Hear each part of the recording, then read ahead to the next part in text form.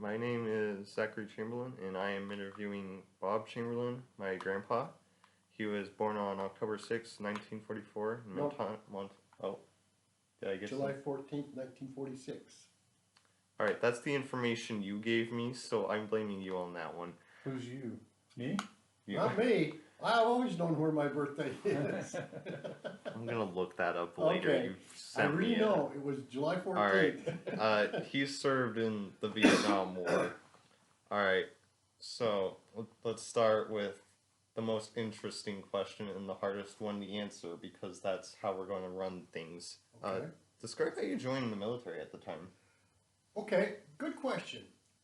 I joined the military when I was a junior at Weber State because the Vietnam War was going very good, and my draft notice, I had a very high number. And so my brother and I joined the ROTC at Weber State College. And I can't remember the year. It was 1968 or 69 or something like that. And doing that, I promised I would go, as soon as I graduated, I would go into the military. But that was 2 years down the road. And so I was hoping it would be over by then. And so Dick and I and some of our friends, we did join the ROTC, and we had to go to 2 summer camps. Our first one was at Fort Knox, Kentucky, and we were there for 2 weeks doing military basic training stuff. And the second one was at Fort Lewis, up in just out of Seattle, the second time, and did about the same thing. And then, so that took care of our requirements. And so when I graduated, and when Dick graduated, which we graduated at the same time, we graduated with commissions as second lieutenants. He had chosen earlier to go into the MPs. That was the only choice. Well, not the only choice, but it had to be a combat type thing. And I joined the Armor Corps. And we went in the service about the same time when we graduated college. We didn't even get to go to our college graduation because as soon as we signed on the line, we were gone. And I was married then to your Grandma Judy. And let's see. So I got my orders to go back to Fort Knox because that's where the Armor Center was. And so I bought before we left, because right then Judy didn't have a car and I had an old Volkswagen. So I bought a 1972 Chevelle Super Sport with 4 on the floor and wide tires. Loved that car. And so we drove back to Fort Knox because I had to go to an officer basic training, and I think we were there for 3 or 4 months. We were there, and we had to find our own housing, so we found a little mobile home that was divided into two apartments, and so we got one, and so Judy would take me into Fort Knox every day and then drop me off, and I did basic training stuff, leadership training stuff, and there for 3 or 4 months. And then I was going to be shipped out to Vietnam. That was my next duty station.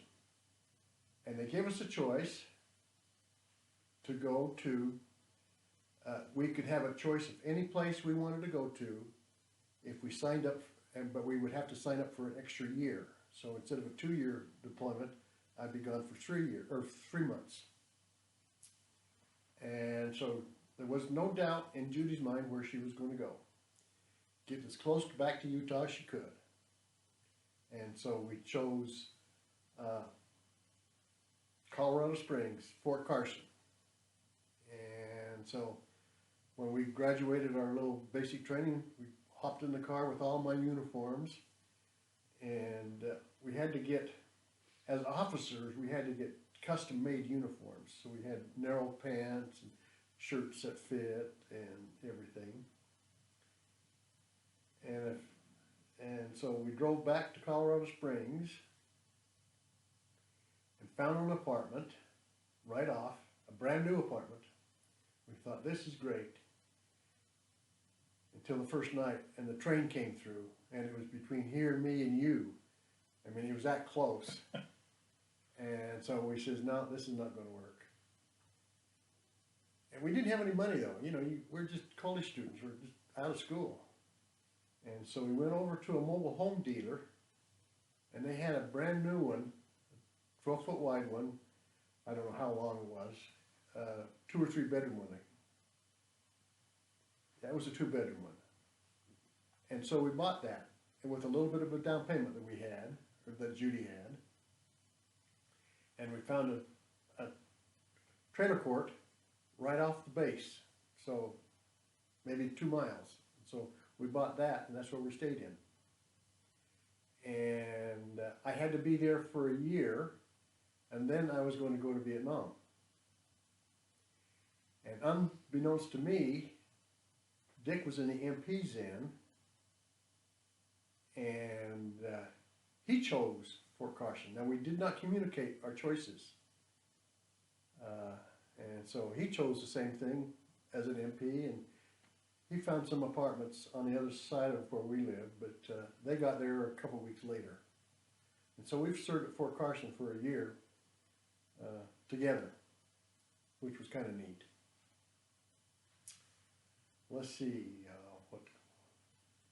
okay, so we were there a year, and we visited each other all the time and did things together, and I went with Dick on his night patrols and things, so it was kind of fun. So our year was up, and so we were going to get reassigned to go to Vietnam.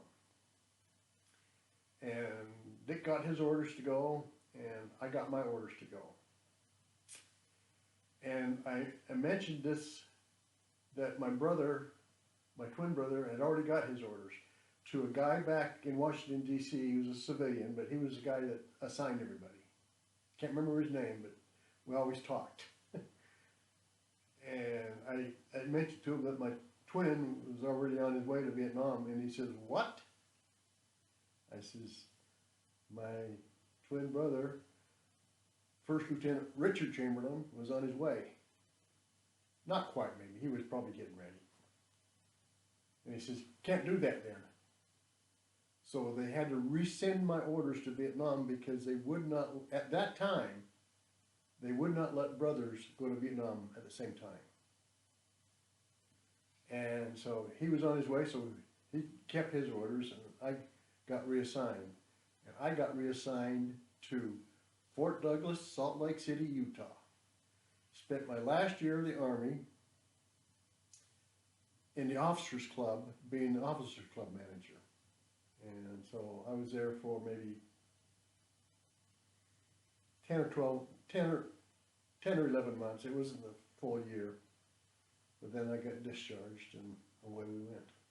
So that's my involvement with Vietnam. Okay. Now, let me just put a little other thing. I found out later that Dick went over there as an MP, as a captain, because by that time we were captains. And he didn't talk about it very much at all. So when he got sick with dementia, I was in his office in his home, and I found out that he had won the Bronze Star. He had earned a Bronze Star, which was a very high honor. And I asked Margaret, his wife, and she says she didn't know because Dick didn't talk about it. And by that time he had dementia and he couldn't talk about it. So I have no idea how he won that award, because there it is, right there. Huh. Great big Bronze Star. And so that's my involvement with Vietnam. I wonder if you could look that, call the Army and have them tell you. I don't know. Yeah. I doubt if they'd tell you though. Yeah, it's hard to know, right? It's hard to know. So, any questions? No, not yet. All right. Well, next question, I guess. Okay.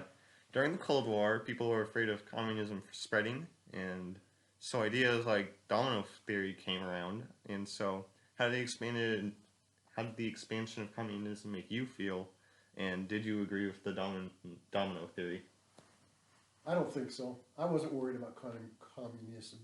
I think people did that. They how would I say that? They didn't know what was going on, and I wasn't afraid of it at all. I had never had no contact with them or anything like that. So I'm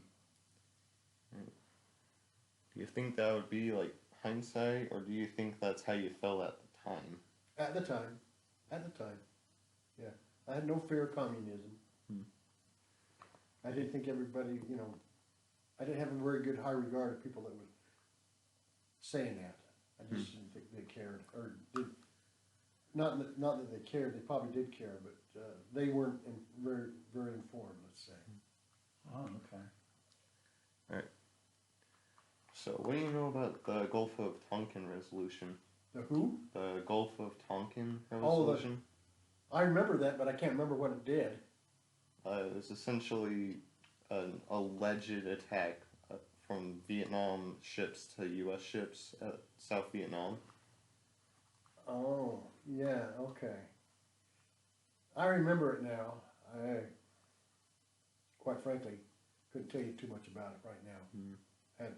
Had I known you was going to ask me, I would have looked it up a little bit, but I remember it, but that's about it. I remember there was a big to-do about it. All right. So, how did you feel about like the presence of the U.S. at the time, and did your opinion shift on them at all? That's a good question. Hadn't thought about that. I think whoever put us there did something probably shouldn't have been done. But because I was a military officer and had always thought this, that I would serve where I was told to. Your great-grandfather was in the Navy. He was in the Navy for Second World War and the Korean War. And so I guess I was the same mindset, but we did not discuss it, Grandpa and me. Yeah. Right. So during the Vietnam War, there was a lot of anti-war protests. Did you like know anyone who participated in them, or how did those make you feel? Living in Salt Lake, we didn't get too many of those, but there were some demonstrations.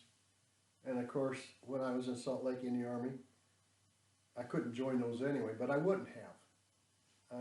I don't like demonstrations. I think it's a bunch of people that think they're right, and so they want to make sure everybody else thinks the same way. And so I wouldn't have joined it anyway, even if I wasn't in the Army when I was there.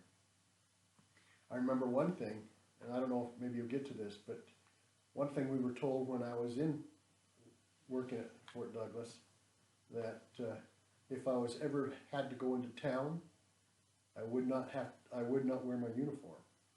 I'd have to get civilian clothes because of demonstrations. They were doing all kinds of things to Army people, and they didn't have the Army people. They didn't have any choice. They were in the Army, so people were just protesting against everything.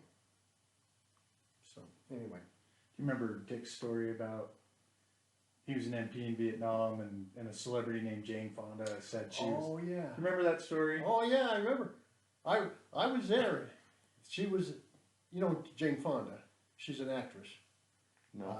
an activist, and she was going all over the country opposing the Vietnam War, and she came to Fort Carson, and she wanted to march into Fort Carson and protest. Of course, Dick being an MP, an officer, he had soldiers all over, and they wouldn't let her in. And matter of fact, he was up in a helicopter flying over the whole demonstration. And they did eventually let her come in, but she couldn't bring all the demonstrators in. They were just her and a couple of people. And I don't know exactly what even happened, but it wasn't that great a thing. So, yeah, I remember that. He wasn't happy. he never talked highly of that event. No, the extra work that he had to. Yeah, that's exactly right. It was just extra work for him. He didn't care. Yeah. Right. How did things go when you returned home, and would you say that being in the military changed you? Nothing special happened when I got home, got a job, and went on with life. I don't know that it changed me. I learned a lot of management skills. Excuse me. I learned a lot of management skills because I was managing people, not so much military people, but just doing everyday mechanical work. I went up in rank I got there at Fort Carson as a second lieutenant. I got my first lieutenant bar there, and I got my captain's bar there because I'd gone up through the ranks for I finally left as a S1. An S1 was a person that was third in command of the squadron. There was a colonel, a lieutenant colonel, and then the S1 who was administrative general secretary of the area. And so I learned all those type of skills. I know that's where I got them. And so when I got into civilian life, most of my job I received were managerial type jobs. So. Right. All right.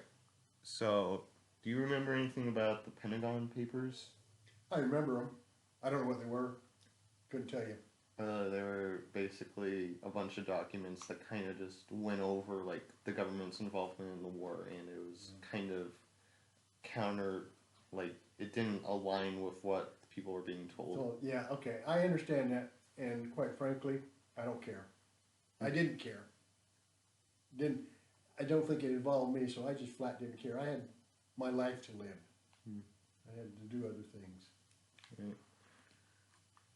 All right. So, do you have any strong feelings about the War Powers Act, which was essentially Congress limiting the president's power to declare war? I hadn't thought about that. Yeah, I think the president should have limited powers. I don't know how limited, to tell you the truth. I know that he could probably call military in for a quick thing. Whether or not it would be stay as a war, I don't know. Flat. I had my own life to live. It's like watching news TV and, oh, well, that's interesting. I knew I couldn't do anything about it anyway, so why care about it? Well, I think that might be about it. Any last thoughts? Well, not really. I think I did what I had to do. I think it gave me some emphasis to do, learn more, and I think I got a lot out of it. I got experience out of it. Not running up a hill and down a hill, but management type skills and everything. So, and Judy and I had a good time at Fort Carson. We got friends there. We bought this mobile home I told you about, and when I got my orders to leave the Army, we sold the mobile home and took the washer and dryer out for our equity, and we were happy. And we drove home, and I hooked my motorcycle to the back end of the car and drug it home. And that motorcycle, twin, is sitting out in my garage right now. I rode that motorcycle until it was just dog dead. And when I had a chance to buy that one, I jumped on it. So, anyway, that's my story. Get that car back too, and then you'll be happy. It was a little Mercury. I can't remember, Civic, it wasn't Civic, but it was some kind of name, but it was a smaller car. We had that car packed with all of our stuff we'd gotten. We'd lived there for 2 years. You had a child by then too. Yeah, we had Chase. Rob. Well, Chase and Rob, yeah. Thank you. Yeah, and Christy was soon to come, so. But anyway, that's my life, and welcome to it.